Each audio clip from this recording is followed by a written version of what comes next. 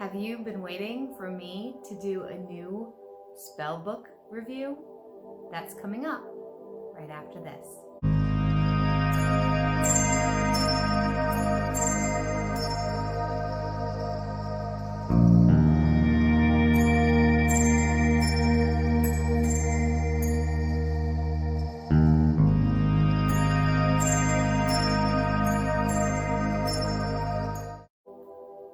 Hey everybody, welcome to my channel, or welcome back if you're a longtime follower. My name is Mel and I am the creator, the operator, the person behind the scenes of Mel's Divination. I try to post every single Wednesday for witchy, spiritual, tarot, astrology, energetic stuff. And if you like that kind of thing, please follow below. I've also started a new thing that I just posted in the community tab, so make sure you check out the community tab, because now that that's up and running, I will be putting announcements and things like that for you to keep an eye out. The community tab I just posted, if you didn't see it, I'm going to start a new thing called Flip Through Fridays. Since I have so many tarot decks and oracle decks that I want to share with everybody, and I don't want it to take away from this kind of content, I'm going to start posting those kinds of videos on just Fridays. So you can skip those videos if you're not interested in the deck of that week, or you can follow, you can watch for that week. It's completely up to you, but you won't be missing out on the Wednesday video. I will still be posting that content. This week, I will also be going live on Saturday, because I left it up to you guys if I was going to do a book review or if I was going to talk about boundaries for the holiday season. And it was split down the middle, and I decided to do a recorded book review first, because the books, it's easier to record it and edit it than it is to go live for that. And then I decided to go live on Saturday. So I'm Eastern Standard Time.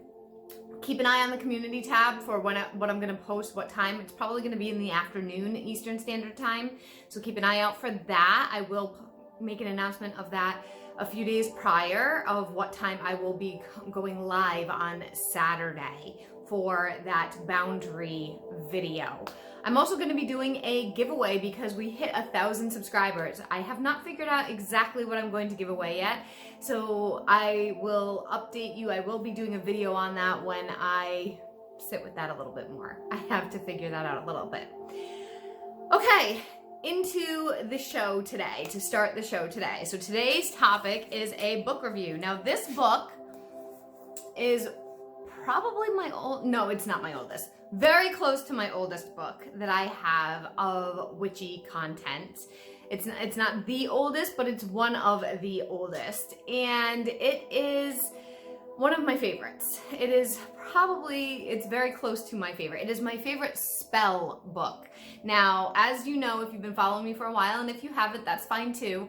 I don't share my personal spells here, but I don't have an issue with sharing a book that has spells. The reason why I don't share my personal spells is because spells are very individualized to circumstance. And the way that I do my spell work is it depends on the situation. And often, including with spell books, I will change ingredients, I will change intention, I will change the directions because to suit the need of what I'm doing, even if it is from a spell book. That's why I don't like to share, because my workings, first of all, most of them are very personal, but second of all, I don't have a set subscription of how I do my spells, because I do it as needed, when needed. I may do a day in a life stuff for you guys soon, but it's not just, oh, this is the spell that I do for this. It's not really how I do my workings. This book, and if you've been following me for a while, you'll know that when I film and the camera's facing me, stuff is backwards unless if I am live. So this book is backwards, it is mirrored. I will flip the camera around in a few minutes and show you what it looks like on the inside without it being mirrored. But for the moment, so that I can look and talk to you, I'm gonna have it face this way just briefly for the introduction. So this book is called The Good Spell Book. It is by Gillian Kemp, And her name actually isn't even on the front. It's on the side and it's in the back. This book was published back in 1997, so it's quite old. It's not a brand new book, and you may have never even heard of it if you're in very modern witchcraft, or if you're involved in witchcraft of things that are recommended now, because as I'm filming now, it's 2021, right? I've had this book, I'm not sure how many years, to be honest with you. This was recommended to me by a friend who was a practitioner who had been practicing longer than me. And she said all the spells that she had done from this book were accurate. They would come to fruition. They were really, really well-rounded. They were easy to follow, and they were ones that she really liked. This was actually my very first spell book I ever bought. And what she said was, I found to be true. It was very much something that was super easy. Not only was it super easy to follow, but the spells, and I've done a lot of spells from this book. I'm gonna get more into the type of book it is, but the contents, very minimal. It's a very straightforward book. It's all about spells. The contents are love, so these are the sections of spells. Love, health, pets, wealth, and happiness. That's it. And the spells are really straightforward. The thing I really like about this book, and I am going to show it to you, the introduction in a minute, the spells are very simplistic. They're very simple, like you need a candle and an oil, or you need an herb and a crystal. It's very, very simple magic, and it works. Sometimes, and if you follow the Witch of Wonderlust, who I've recommended many times, sometimes the best spells are the simplest spells, because you're not focusing on all these ingredients of what you need to put in. You're just infusing it with a few things, and it's really helped. There's a pet healing spell in here, which I will talk about when we're flipped around and I'm showing you the book, that I've done on my cat many times. That has worked. I haven't had to take her to the vet for illness since I got this book.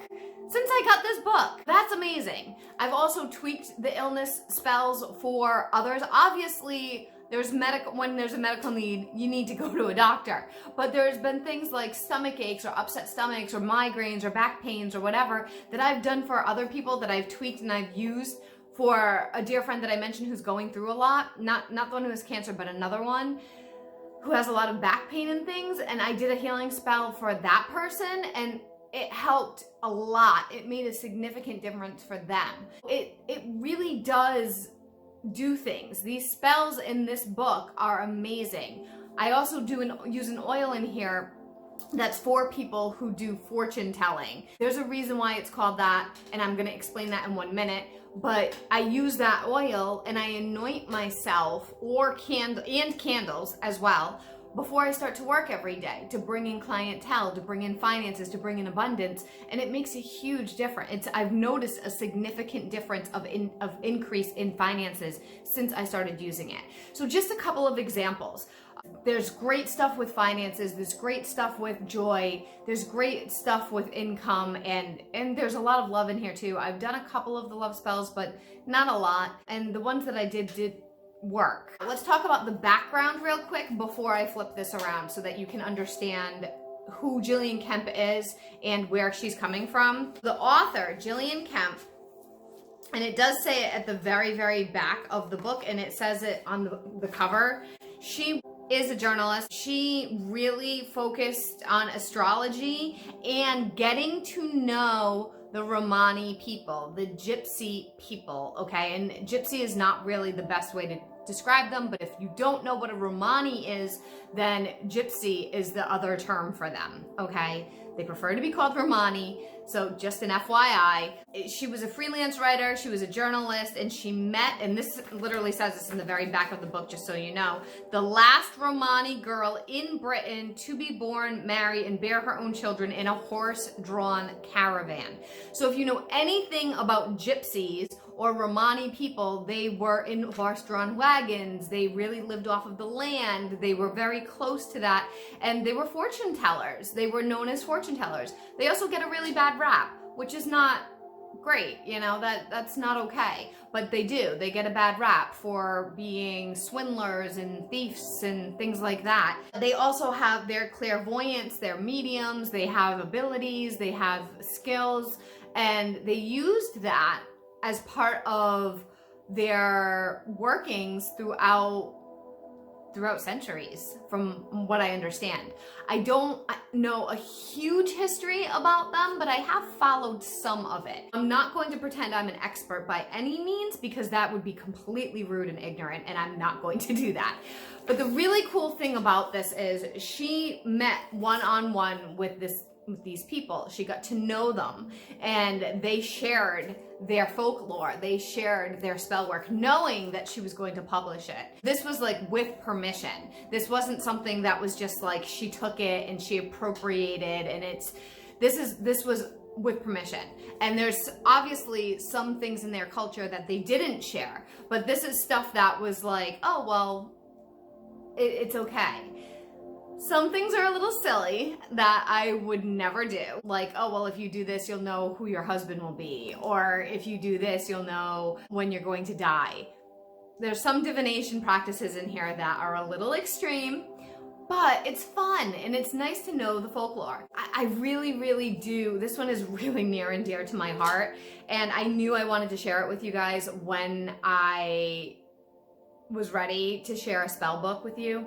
It's currently my favorite, has been for a really long time, and I do have some other spell books or like general witch books that have spells in them, and nothing compares to this one. Like I did that everyday magic one, that everyday witch one, I think it was called, whatever it is, I'll link it up here. Not impressed. I felt like there was no explanation of where the magic came from. This one has an explanation, and I'm going to show it to you right now. She also has other books, which I do have on my list of to get someday, because I really did like this so much. It's just, I have so many books that I plan on getting, and it adds up. It does add up. I'm gonna flip this around now so you can see. I'm not gonna do a full walkthrough, but I'm gonna share some of the little sections. I'm gonna share the very beginning so you can see what they talk about, and then I'm going to share the ending, the wrap up, so you can see the little bits. I'll share a couple of my favorite spells in here, and then we'll wrap it up. See you in a bit. Here is how it looks facing front. The Good Spell Book, I'm sorry, my tripod's right here. I haven't figured out how to do this without the tripod being on camera. The Good Spell Book, Love Charms, Magical Cures, and Other Practical Sources. Sorcery, not sources.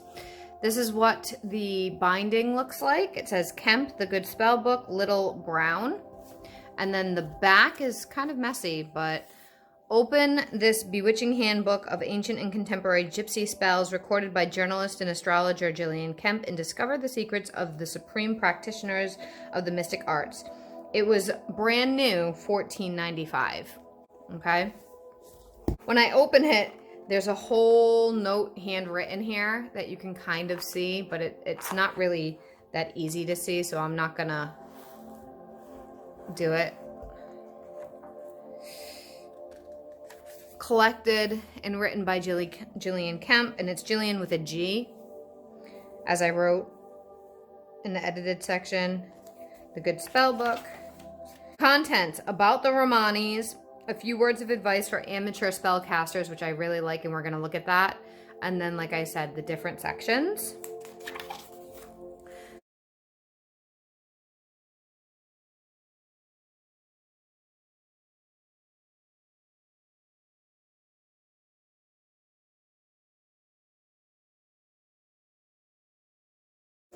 The Romanis remain apart from the rest of us, indifferent to our electronic culture and clinging as best they can to age-old customs, courtship rites, and dialect. That was a little bit of history, which I think is extremely respectful and well done. And then this gets into a few words for amateur spellcasters. Any spell you cast should come from the heart, and you should direct your thoughts like an arrow toward a target. Again, faith in spell intensifies the imagination and supports what is willed. Both words and thoughts are a powerful vibratory force. You must believe that what you wish for will come true.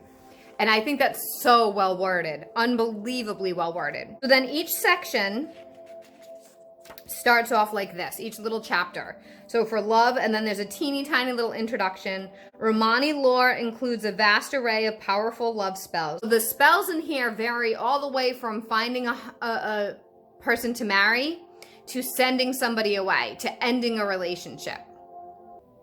Here's one I've done previously. Getting somebody to call. You guys can pause it and read it. It works very well. Very fast. I'm not going to read it to you guys because I zoomed in. So there's that. Here's one of ridding yourself of a lover that you don't want, which is really interesting.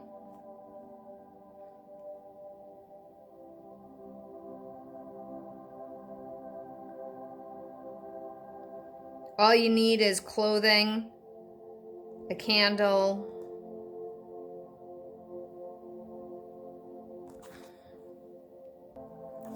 and there's even one here. There's one for unwanted divorce and one here for fidelity. So there's a lot of good stuff. So we're going to move on to health. I don't know if you guys can see the full health one. The health one's kind of long. An independent Romanis, after hundreds of years of wandering, had to be their own doctors. So I've done several spells. I'm going to try to find one. They have conceiving a son, dieting, conceiving a daughter, predicting the sex of a baby. There's one about headaches that I've used. Protection spells, sneezing, remove a headache. Here you go. I've done this one. This one, because I don't have a horseshoe.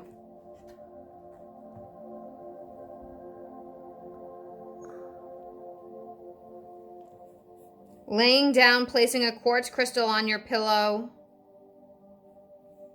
or holding it on your head for a few minutes and it relieves the symptom.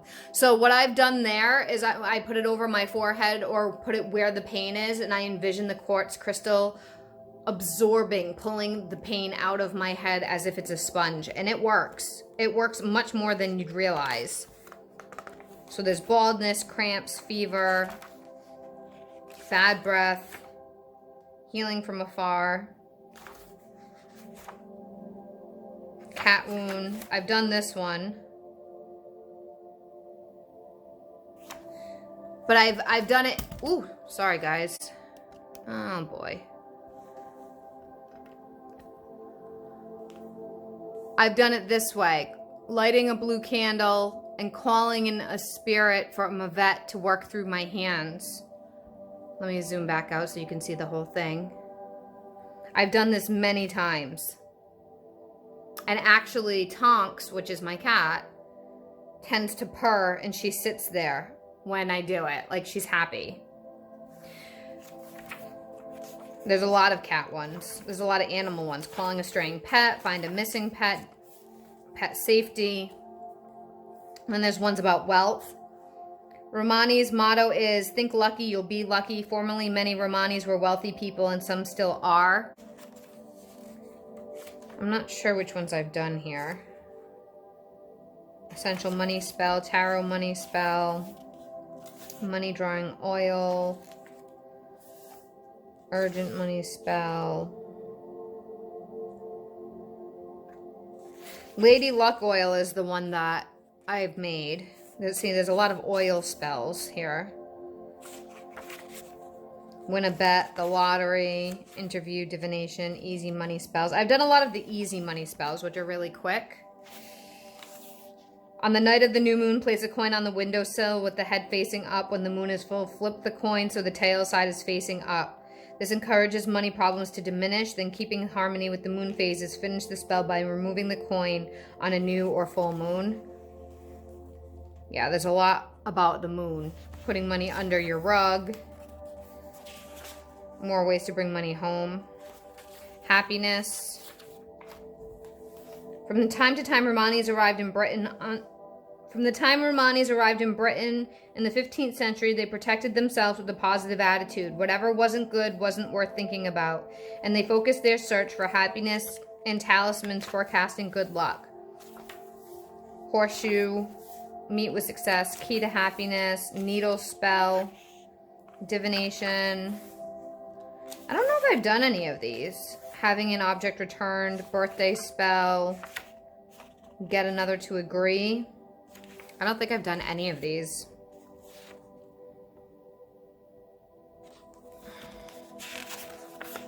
Getting justice. I don't think I've done any of them.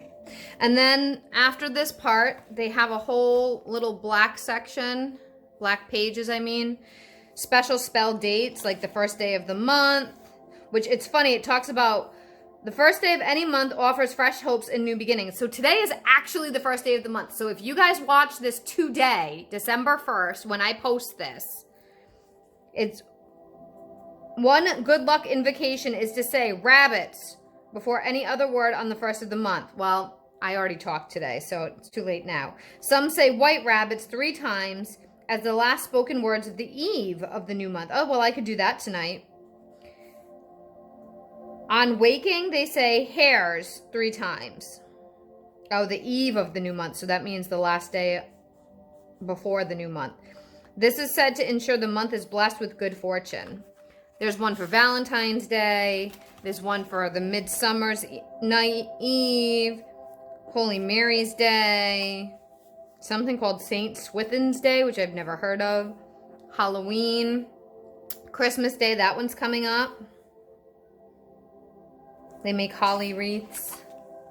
New Year's Eve, New Year's moon, removing misfortune. So there's a lot of like little tips and tricks. Deter an unwanted visitor, remove bad luck, weather spells, blessing your home. So let's go to the end. Epilogue. So if you like any of this stuff, you should check it out. Epilogue. Here we go. We leave the Romanis by their campfire, where if spark flies, they will know a surprise is on its way. Friends of moonlight and magic, superstition and prophecy, they are one with the spirits alive in every flame, tree, breeze, and stone. And that's it. And then right after that, it's like one last spell. And then a little summary of the author, like I mentioned. That was Gillian Kemp's The Good Spellbook. Love charms, magical cures, and other practical sorcery. I forgot to mention, and I did show you that this, oh, and it looks really good on camera, now that I'm seeing it on camera.